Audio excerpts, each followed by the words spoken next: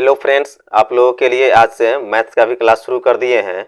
आज की इस वीडियो में मैथ्स के मोस्ट इम्पोर्टेंट क्वेश्चन को हम बताएंगे जो आपके आगामी सभी परीक्षाओं के लिए अति महत्वपूर्ण है। तो चलिए चलते हैं, हम लोग सभी प्रश्नों को बनाते हैं। प्रश्न संख्या 1, 14, 25, फिर 14 दिए हुए हैं, 28, 18, 17, फिर 18 दिए हुए हैं, फिर 14 दिए हुए हैं, 23, 22, 14, 18 का बहुलक ज्ञात करें। ये जो प्रश्न है अति महत्वपूर्ण प्रश्न है। तो सबसे पहले हम लोग बहुलक ज्ञात करने के लिए क्या करेंगे, बहुलक का डिफिनेशन, बहुलक का परिभाषा पता होना चाहिए कि बहुलक क्या है। तो बहुलक का परिभाषा है, सांख्यिकी में किसी दिए हुए आंकड़ों में जो मान सबसे अधिक बार आता हो उसे बहुलक करते हैं। मतलब इस सांख्यिकी में जो संख्याएं जो है बार बार आ रहे हो वही क्या है जी, वही बहुलक है। तो चलिए हम लोग इसमें देखते हैं कौन सा संख्या है जो बार बार आ रहा है। तो सबसे पहले हम लोग 14 को देखेंगे कि यहाँ 1 है, फिर यहाँ 14 है 2 बार है, फिर आगे देखेंगे 14 यहाँ 3 बार है, फिर 14 को देखेंगे यहाँ 4 बार है, फिर हम लोग 28 को देख रहे हैं 1 बार है, फिर इसमें 28 नहीं है, फिर 18 को भी हम लोग देखते हैं। 18 क्या है जी, 2 बार है 3 बार है, लेकिन जो 14 जो है 4 बार है। देखिए 1 बार हो गया, फिर ये 2 बार हो गया, फिर 3 बार हो गया, फिर 4 बार हो गया। तो 14 जो है इससे सांख्यिकी में बार बार इसमें रिपीटेड हो रहे हैं, बार बार इसमें संख्याएं आ रहे हैं। तो यही जो है सबसे अधिक बार इसमें मान आया, तो यही इसका आंसर भी होगा 14। तो चलिए हम लोग ऑप्शन में देखते हैं किस ऑप्शन में 14 है। तो ऑप्शन ए में 10 है, ऑप्शन बी में 16 है, ऑप्शन सी में 12 है, ऑप्शन डी में 14 है। तो इसका राइट आंसर ऑप्शन डी हो जाएगा 14। तो चलिए हम लोग अगले प्रश्नों को बनाते हैं। प्रश्न संख्या 2, 10 संख्याओं का औसत 7 है।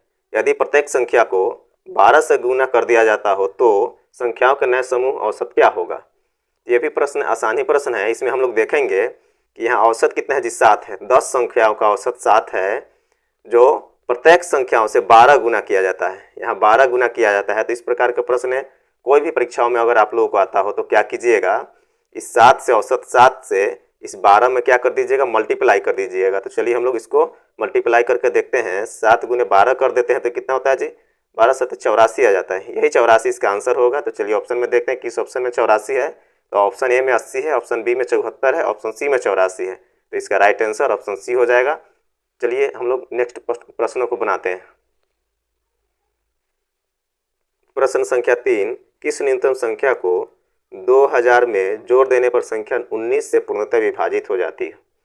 ये जो प्रश्न है बहुत ही हल्का प्रश्न है, बहुत ही आसान प्रश्न है। अगर इस प्रकार के प्रश्न परीक्षाओं में आते हो तो ज़्यादा घबराने की आवश्यकता नहीं है, उसको सेकेंडों में हम लोग हल कर सकते हैं। उसको आप लोग बना लीजिएगा। इसके ट्रिक पर ये सब प्रश्न जो है हल होते हैं, क्योंकि परीक्षाओं में समय कम होती है। तो चलिए हम लोग इस प्रश्न को बनाते हैं। तो हम लोग क्या करेंगे, इस 2000 में 19 से भाग दे देंगे। तो चलिए हम लोग भाग देकर देखते हैं। 19 से 2000 में भाग दे रहे हैं तो कितना आता है जी, 19 दहिया के कितना होता है, 190 होता है। 19 दहिया के 190 हो रहा है। अब हम लोग 200 में 190 अगर घटा दे रहे हैं तो 10 आता है। फिर ऊपर से ये वाला जीरो जो है यहाँ हम लोग नोट कर देंगे। अब 100 हो गया, यहाँ 19 × 5 = 95, यहाँ 95 लिख देंगे, फिर माइनस कर देंगे। 100 में 95 माइनस हुआ तो 5 हुआ।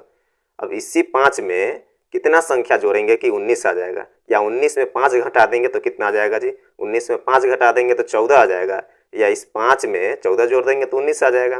तो हम लोग इस 5 में क्या किए जी, 14 जोड़ दिए तो 19 आ गया, या घटा दीजिए या इसमें जोड़ दीजिए। तो हम लोग 19 में अगर 5 घटा दे रहे हैं तो 14 आ जा रहा है। तो यही 14 जो है इसका आंसर होगा। तो चलिए हम लोग ऑप्शन में देखते हैं किस ऑप्शन में 14 दिए हुए हैं। तो ऑप्शन ए में 11 है, ऑप्शन बी में 14 है। तो इसका राइट आंसर ऑप्शन बी हो जाएगा।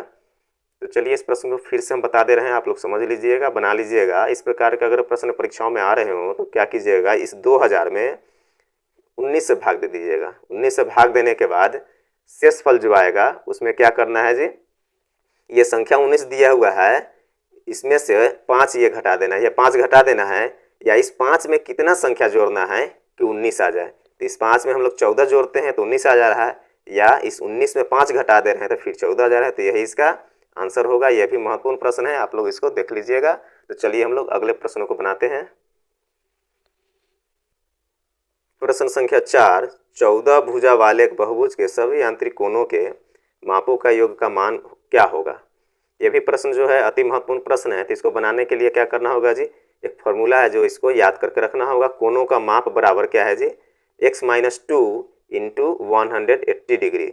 इसी फार्मूला को हम लोग चलिए यहाँ लिखते हैं और उसी फार्मूला पर जो यहाँ संख्या 14 दिए हुए हैं डाल करके हम लोग बनाएंगे। तो फार्मूला क्या दिए हुए है जी, x-2 दिए हुए हैं इंटू कितना लिखे हुए हैं जी, 180 डिग्री। तो चलिए इस x के जगह पर कितना डालेंगे जी, x के जगह पर 14 डालेंगे और माइनस कितना लिखेंगे, 14 लिखेंगे इंटू 180 डिग्री। फिर हम लोग क्या करेंगे, इस 14 में 2 माइनस करेंगे तो कितना होगा जी, 14 में 2 माइनस करने के बाद 12 आएगा। यहाँ 12 लिख दिए, फिर 180 डिग्री यहाँ हम लोग लिख देंगे। तो 12 में 180 से गुना करेंगे तो कितना आता है जी, 2160 आता है। 2160 आ जाएगा, 2160 डिग्री कितना आएगा जी, 2160 डिग्री आएगा। यही इसका आंसर भी होगा। तो चलिए हम लोग ऑप्शन में देखते हैं, किस ऑप्शन में 2160 है। तो ऑप्शन ए में 2520 है, ऑप्शन बी में 2160 डिग्री है। तो इसका राइट आंसर ऑप्शन बी हो जाएगा। इस प्रश्न को फिर से हम बता दे रहे हैं कि इस प्रकार के अगर प्रश्न परीक्षाओं में आ रहे हो तो क्या कीजिएगा, ये जो फार्मूला है इस फार्मूला को आप लोगों को याद कर लेना है। इसको याद करके रखिएगा, इसी फार्मूला पर प्रश्न को डाल दीजिएगा। जो प्रश्न में संख्या दिया रहेगा उसको डाल दीजिएगा और उसको सॉल्यूशन कर दीजिएगा, आसानी से आंसर आ जाएगा। काफ़ी सेकेंडों में जो है प्रश्न जो है हल हो जाएगा। तो चलिए हम लोग अगले प्रश्नों को बनाते हैं। प्रश्न संख्या 5, किसी संख्या में 192 से भाग देने पर शेषफल 54 प्राप्त होता हो तो उसी संख्या में 16 से भाग देने पर कितना शेषफल प्राप्त होगा। यहाँ प्रश्न में क्या कह रहा है जी, 192 से भाग देने पर कितना शेषफल प्राप्त हुआ, 54 प्राप्त हुआ। तो अब इस 54 में भाग देने पर 16 से भाग देने पर, इस 16 से भाग देने पर कितना इसमें आंसर ज्ञात होगा। तो इस प्रश्न को बनाने के लिए ट्रिक पर बनाया जाता है। इस 192 को कुछ नहीं करना है, क्योंकि परीक्षाओं में 192 दिया रहेगा, 54 दिया हुआ रहेगा, 16 दिया हुआ रहेगा, इससे घबराना नहीं है। यहाँ तो कह रहा है प्रश्न कि 192 से भाग देने पर 54 शेषफल आ गया हुआ है। तो 192 से हम लोग को मतलब नहीं है। हम लोग क्या करेंगे, इस 54 में 16 से भाग दे देंगे। 16 से जब 54 में भाग दे रहे हैं तो कितना आ जा रहा है जी, 16 तिया 48 हो जाता है। 16 तिया कितना हो जाता है, 48 हो जाता है। 14 में 8 घटाएंगे तो 8 6 14 आता है, यहाँ 6 आ जाता है। तो यही 6 जो है शेषफल जो है इसका आंसर होगा। तो चलिए हम लोग ऑप्शन में देखते हैं किस ऑप्शन में 6 दिए हुए है। तो ऑप्शन ए में 2 है, ऑप्शन बी में 4 है, ऑप्शन सी में 6 है। तो इसका राइट आंसर ऑप्शन सी हो जाएगा। अगर आप लोगों के वीडियो पसंद आया तो एक लाइक और सब्सक्राइब कर दें।